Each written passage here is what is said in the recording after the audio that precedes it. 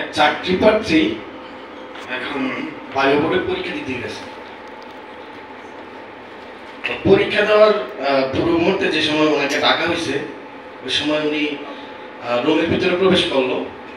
তো প্রবেশ করার পরে মানে প্রবেশ করার সাথে সাথেই ওনার পাটা মানে এত কাঁপাকাঁপি শুরু করছে।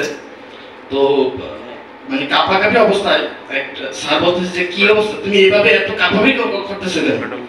তো ওই প্রশিক্ষণার্থী ওই সময় হঠাৎ করে বলে উঠলো যে স্যার কাঁপাকাঁপি কি দেখছেন, আগে প্রশ্ন করে দেখেন কাঁপাকাঁপি কারে বলে। তো বিষয়টা হচ্ছে এরকম।